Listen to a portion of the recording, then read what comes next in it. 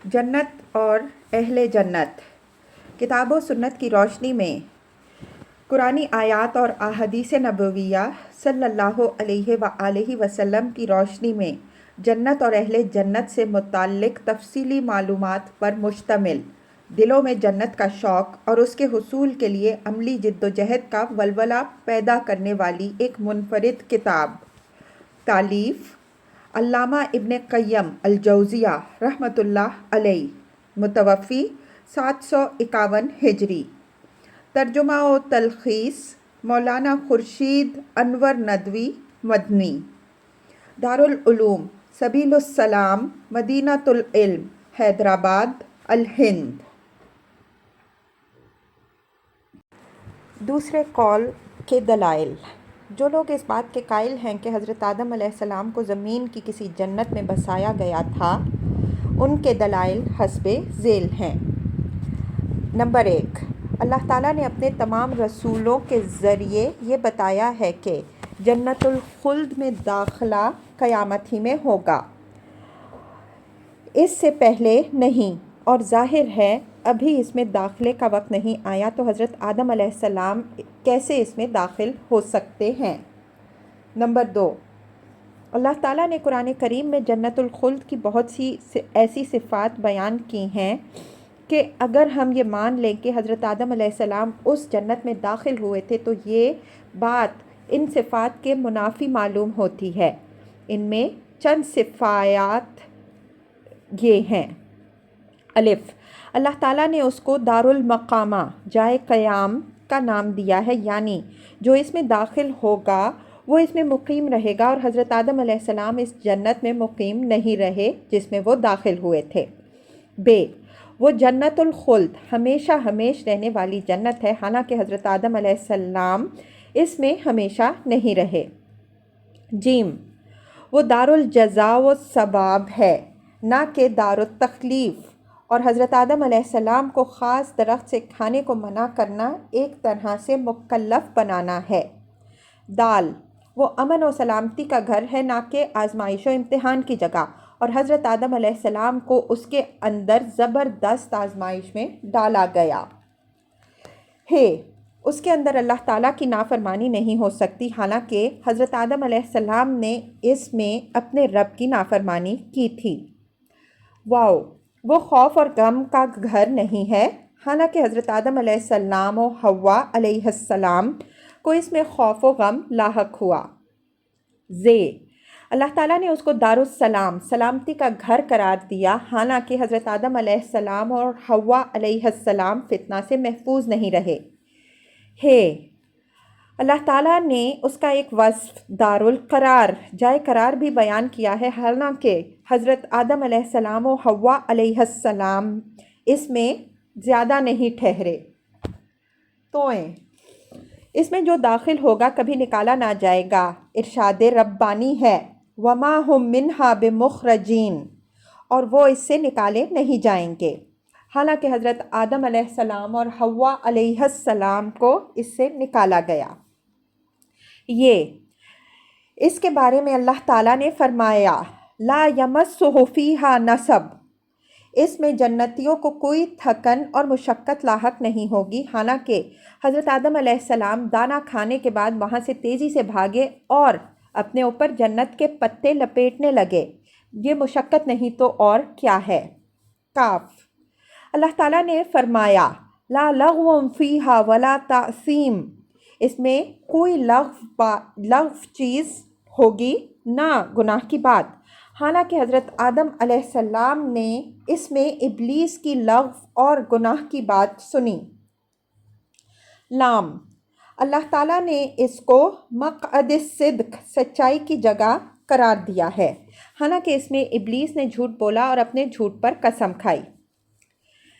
Number 3، تیسری دلیل یہ ہے کہ اللہ تعالیٰ نے فرشتوں سے کہا، انی جاعل فی الارض خلیفہ، میں زمین میں ایک خلیفہ بنانے والا ہوں۔ اللہ تعالیٰ نے یہ نہیں کہا کہ میں جنت الخلد میں ایک خلیفہ بنانے والا ہوں۔ فرشتوں نے اس کے جواب میں کہا، اتجعل فیہا من یفسد فیہا ویسفک الدماء، کیا آپ اس میں فساد مچانے والا اور خون بہانے والا بنانے جا رہے ہیں، حالانکہ یہ محال ہے کہ جنت الخلد میں فساد وغیرہ ہو۔ نمبر 4، اللہ تعالیٰ نے ابلیس کے بارے میں بتایا کہ اس نے حضرت آدم علیہ السلام سے کہا، هل ادلک علی شجرۃ الخلد وملک لا یبلا، کیا میں تمہیں ہمیشگی والے درخت اور ایسی بادشاہت نہ بتلا دوں جس میں کبھی ضعف نہ آوے؟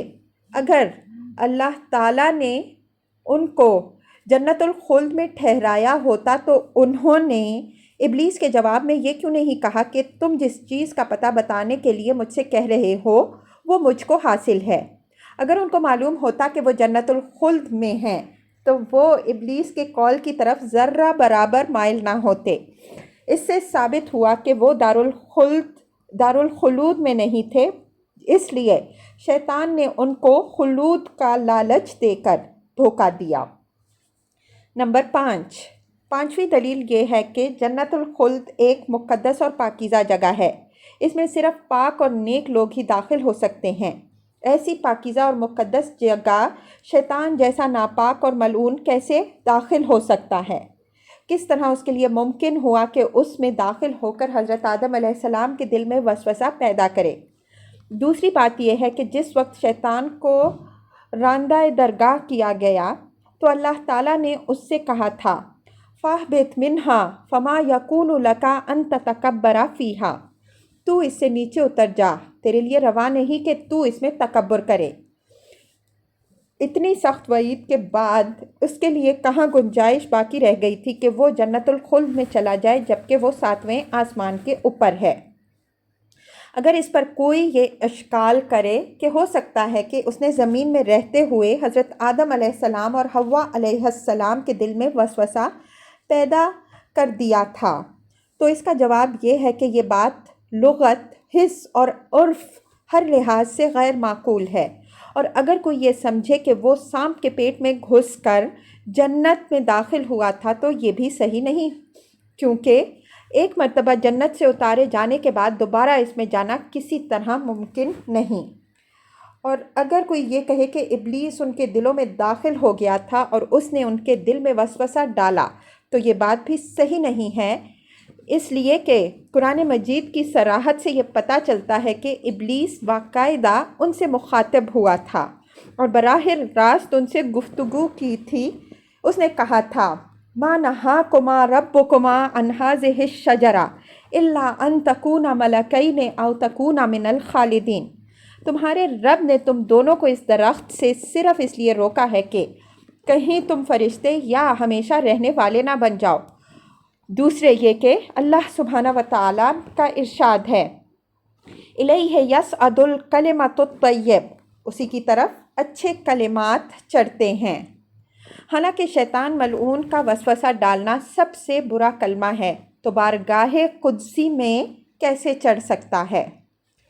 حضرت منذر فرماتے ہیں کہ نبی اکرم صلی اللہ علیہ وآلہ وسلم سے مروی ہے کہ آدم علیہ السلام کو اپنی جنت میں نیند آ گئی، حالانکہ نص اور اجماع امت سے ثابت ہے کہ جنت الخلد میں نیند نہیں ہوگی، جیسا کہ اس روایت میں ہے کہ نبی اکرم صلی اللہ علیہ وآلہ وسلم سے معلوم کیا گیا کہ کیا اہل جنت کو بھی نیند آئے گی؟ آپ صلی اللہ علیہ وآلہ وسلم نے فرمایا کہ نہیں، نیند موت کی مشابہ ہے اور نیند وفات ہے۔ نوٹ: یہ روایت امام احمد بن حنبل نے الزہد میں اور ابو نعیم نے الحلیہ میں نقل کی ہے۔ قرآن میں بھی اس کی دلیل موجود ہے۔ وفات دراصل تبدیلی احوال کا نام ہے اور جنت الخلد تبدیلی احوال سے محفوظ ہے۔ دوسرے یہ کہ سونے والا مردہ یا مردہ کی طرح ہے۔ راقم سطور علامہ ابن قیم رحمہ اللہ کی رائے یہ ہے کہ جس حدیث کی طرف انہوں نے اشارہ کیا ہے معروف یہ ہے کہ وہ موقوف ہے۔ اس کو ابن ابی نجیح نے حضرت مجاہد رحمہ اللہ سے نقل کیا ہے۔ اس میں یہ بھی ہے کہ حضرت حوا علیہ السلام کو آدم علیہ السلام کی پسلیوں سے پیدا کیا گیا، اس وقت وہ سو رہے تھے۔ حضرت اسبات سدی کے حوالہ سے نقل کرتے ہیں کہ حضرت آدم علیہ السلام کو جنت میں ٹھہرایا گیا۔ وہ اس میں تنہا رہتے تھے، ان کی کوئی بیوی نہ تھی جس سے وہ سکون حاصل کرتے۔ اچانک انہیں نیند آ گئی۔ جب وہ بیدار ہوئے تو کیا دیکھتے ہیں کہ ان کے سرہانے ایک عورت بیٹھی ہوئی ہے جس کو اللہ تعالیٰ نے ان کی پسلی سے پیدا کیا تھا۔ انہوں نے اس سے پوچھا کہ تو کون ہے؟ اس نے کہا میں عورت ہوں۔ انہوں نے کہا تجھے کس لیے پیدا کیا گیا ہے؟ اس نے کہا تاکہ تم مجھ سے سکون حاصل کرو۔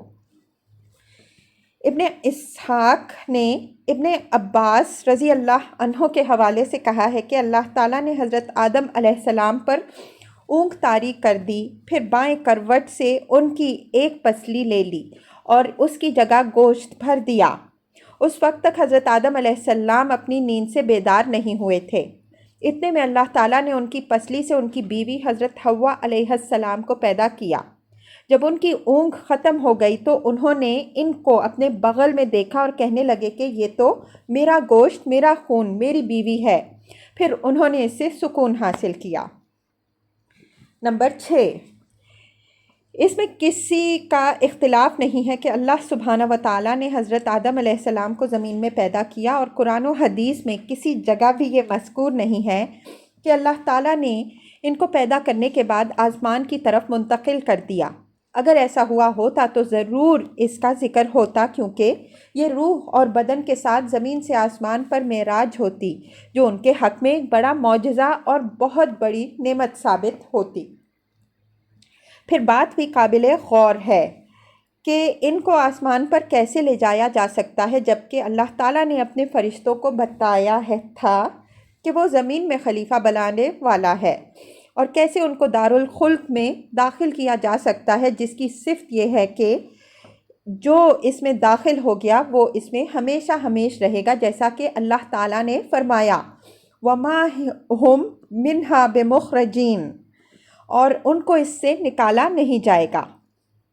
نمبر 7، 7ویں دلیل یہ ہے کہ اللہ سبحانہ و تعالیٰ نے جب آدم علیہ السلام کو پیدا کیا تو ان کو یہ بتلا دیا کہ ان کی عمر کی ایک مدت مقرر ہے اور ان کو بقا و ہمیشگی کے لیے نہیں پیدا کیا گیا ہے، جیسا کہ امام ترمذی رحمہ اللہ نے جامع ترمذی میں حضرت ابو ہریرہ رضی اللہ عنہ کی حدیث نقل کی ہے۔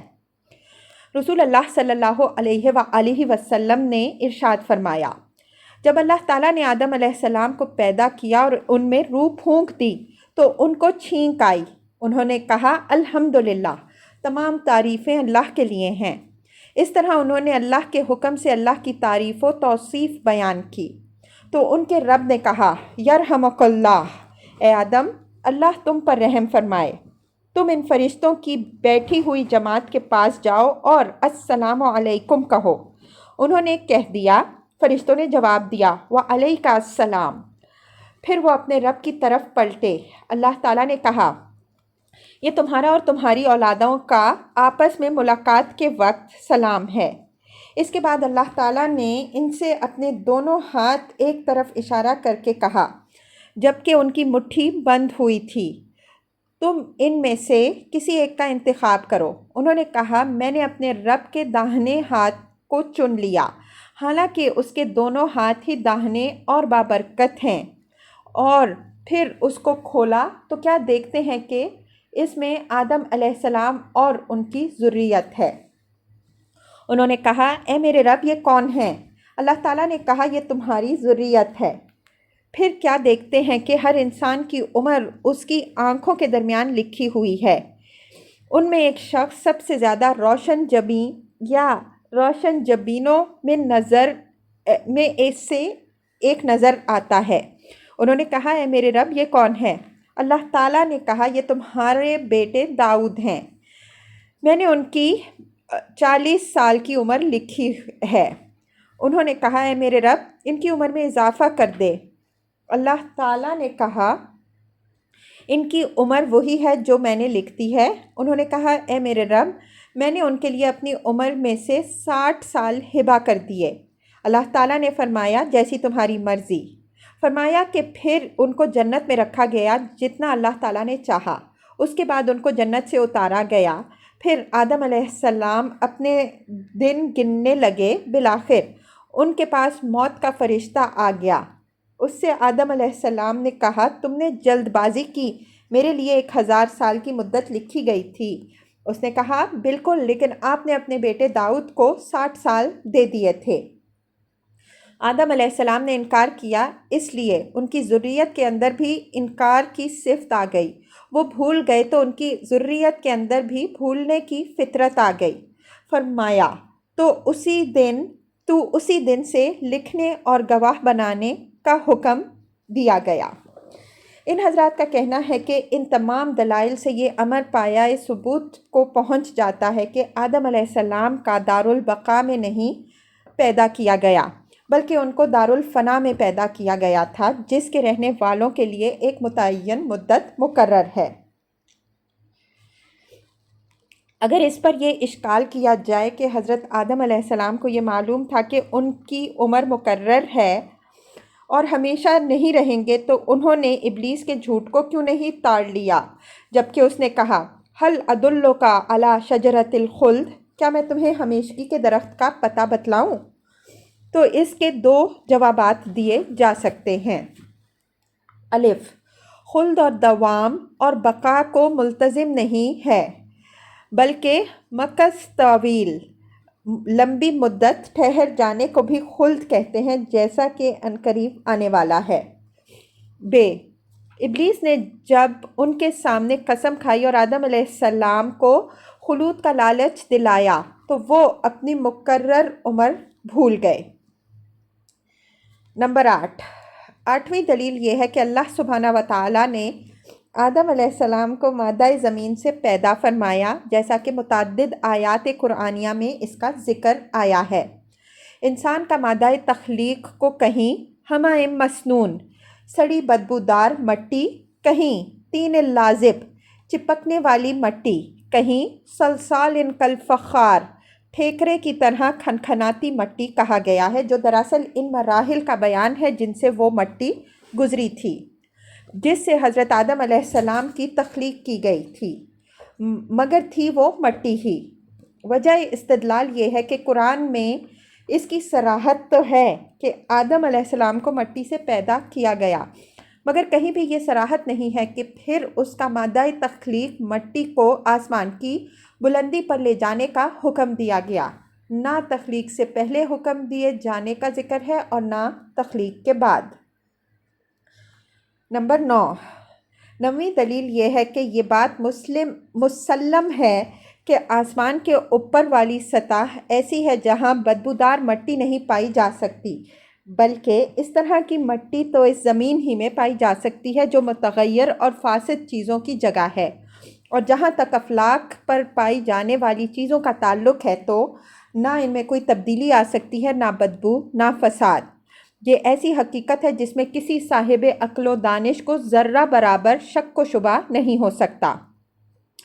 نمبر 10، 10ویں دلیل مندرجہ ذیل آیت کریمہ ہے، وَأَمَّا الَّذِينَ سُعِدُوا فَفِي الْجَنَّةِ خَالِدِينَ فِيهَا مَا دَامَتِ السَّمَاوَاتُ وَالْأَرْضُ إِلَّا مَا شَاءَ رَبُّكَ عَطَاءً غَيْرَ مَجْذُوذٍ۔ سورہ ہود آیت 108۔ اور جو لوگ سعید ہیں وہ جنت میں ہوں گے، اس میں رہیں گے ہمیشہ ہمیش جب تک کہ آسمان و زمین قائم ہیں، بجز اس کے کہ آپ کا پروردگار چاہے۔ یہ عطیہ غیر منقطع ہے۔ اس آیت کریمہ میں اللہ تعالیٰ نے یہ بتایا ہے کہ جنت الخلد کا عطیہ ختم ہونے والا نہیں ہے، حالانکہ آدم علیہ السلام جس جنت میں تھے اس کا عطیہ ختم ہو گیا تھا۔ نمبر 11، اگر اس مسئلہ میں اس کے علاوہ کوئی بھی دلیل نہ ہوتی تو کافی تھا کہ جنت دارالتکلیف نہیں ہے، حالانکہ اللہ تعالیٰ نے آدم و حوا علیہم السلام کو اس میں مکلف بنایا تھا، کیونکہ اس نے ان کو ایک مخصوص درخت سے کھانے سے منع فرمایا تھا۔ یہ تھے اسلاف سے منقول شدہ دونوں اقوال اور ہر قول کے دلائل۔ اس کے بعد دونوں اقوال میں جو جس کو اختیار کرنے والا ہے، اس گروپ نے دوسرے قول کو ماننے والے گروپ کی پیش کردہ دلائل و مستدلات کے جوابات پیش کیے ہیں۔ بہرحال دلائل دونوں کی طرف تقریباً یکساں ہیں اور مسئلہ چونکہ غیر منصوص علیہ ہے اس لیے اس میں کسی ایک تضلیل یا تردید نہیں کی جا سکتی۔ احتمال دونوں ہی کا ہے اور حقیقت حال سے صرف اللہ تعالیٰ ہی واقف ہے۔ ان لوگوں کے شبہات جو اس بات کے قائل ہیں کہ جنت ابھی پیدا نہیں ہوئی ہے۔ نمبر 1، اگر یہ مان لیا جائے کہ جنت پیدا ہو چکی ہے تو اس سے یہ بات لازم آئے گی کہ قیامت کے دن وہ فنا بھی ہو جائے گی، کیونکہ اللہ تعالیٰ فرماتا ہے کل شیء ہالک الا وجہہ، ہر چیز فنا ہونے والی ہے سوائے اللہ کی ذات کے۔ دوسری جگہ اللہ تعالیٰ نے فرمایا کل نفس ذائقۃ الموت، ہر جان کو موت کا مزہ چکھنا ہے، لہٰذا حور و غلمان سب مر جائیں گے، حالانکہ اللہ سبحانہ و تعالیٰ کا کہنا ہے کہ وہ گھر ہمیشگی کا گھر ہے اور جو اس میں رہے گا وہ ہمیشہ رہے گا، کبھی اس کو موت نہ آئے گی۔ اور یہ سب کا عقیدہ ہے کہ اللہ تعالیٰ جو کچھ کہتا ہے سچ کہتا ہے، اس کے خلاف نہیں ہو سکتا۔ نمبر 2، امام ترمذی رحمہ اللہ نے اپنی کتاب جامع الترمذی میں حضرت عبداللہ بن مسعود رضی اللہ عنہ کی روایت نقل کی ہے کہ رسول اللہ صلی اللہ علیہ وآلہ وسلم نے ارشاد فرمایا،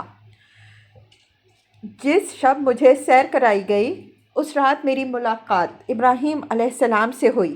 انہوں نے کہا، اے محمد صلی اللہ علیہ وآلہ وسلم، میری طرف سے تم اپنی امت کو سلام کہنا اور اس کو یہ بتانا کہ جنت کی مٹی بہت اچھی ہے اور اس کا پانی بہت شیریں، اور وہ چٹیل میدان ہے، اس کے پودے سبحان اللہ، الحمدللہ اور لا الہ الا اللہ واللہ اکبر، اللہ کی ذات بے عیب ہے، تمام تعریفیں اللہ کے لیے ہیں، اللہ کے علاوہ کوئی معبود نہیں اور اللہ سب سے بڑا ہے۔ امام ترمذی رحمہ اللہ فرماتے ہیں یہ حدیث غریب ہے۔ ترمذی ہی میں ایک اور روایت حضرت جابر رضی اللہ عنہ سے ہے کہ نبی کریم صلی اللہ علیہ وآلہ وسلم نے ارشاد فرمایا، جس نے سبحان اللہ و بحمدہ، اللہ کی ذات بے عیب ہے اور قابل تعریف، پڑھ لیا تو اس کے لیے جنت میں کھجور کا ایک درخت لگا دیا جاتا ہے۔ امام ترمذی فرماتے ہیں کہ یہ حدیث حسن ہے۔ اگر وہ جنت پیدا ہو چکی ہوتی تو پھر اس کے چٹیل میدان ہونے کا کیا مطلب اور اس میں درخت لگنے کا کیا مطلب؟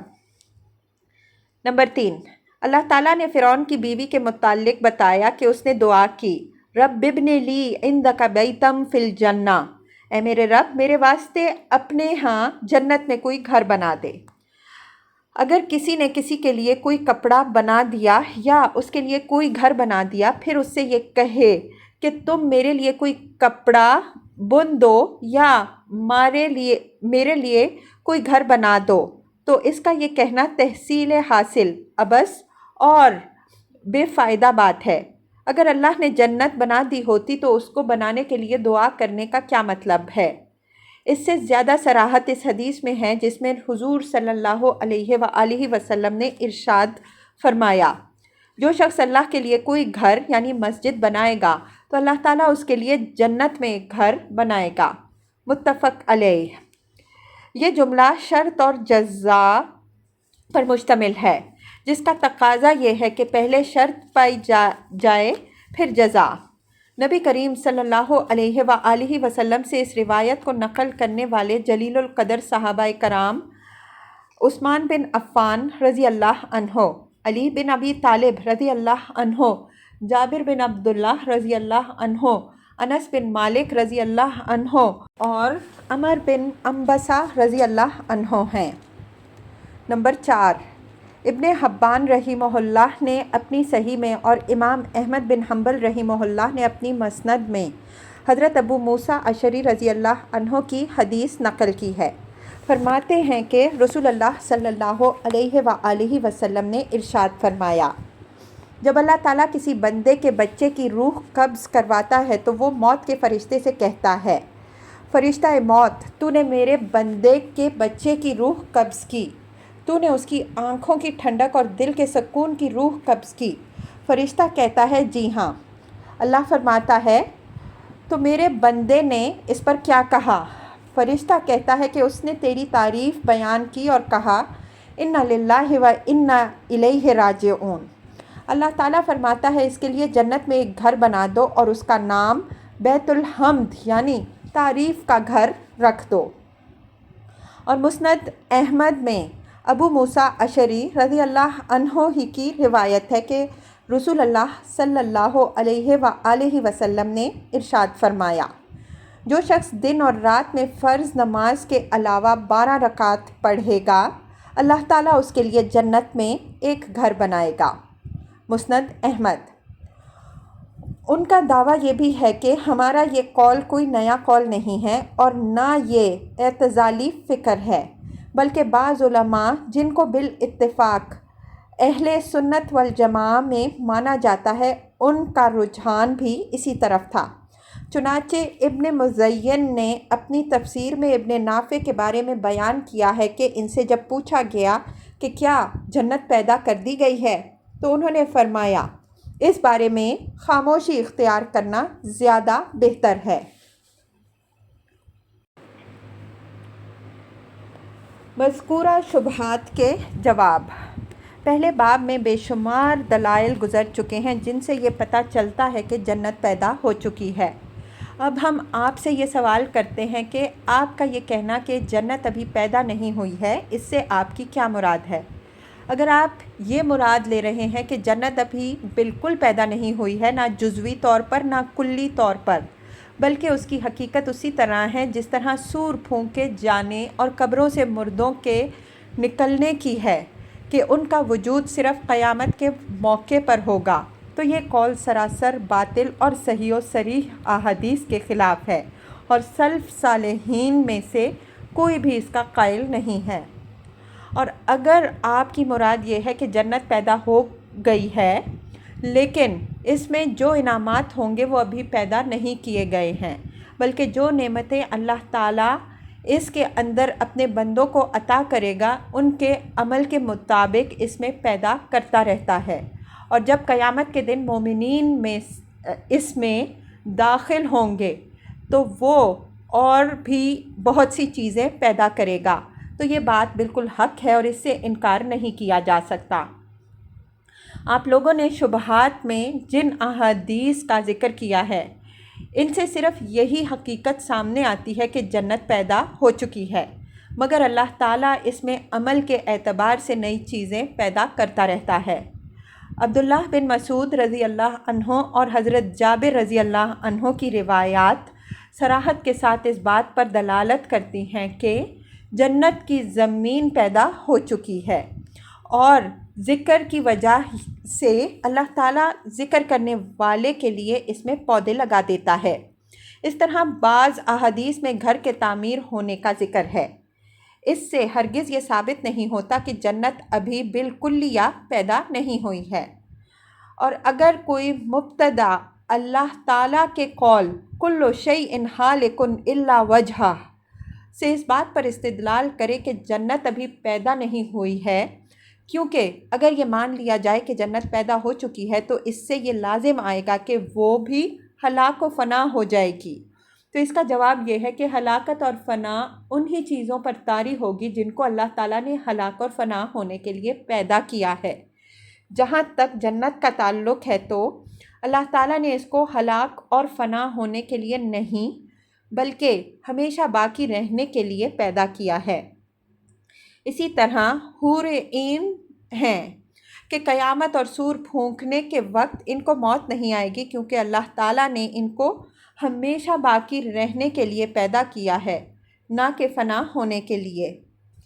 جو شخص اس کے خلاف عقیدہ رکھے گا وہ اپنی طرف سے دین میں نئی چیز ایجاد کرنے والا اور گمراہ سمجھا جائے گا۔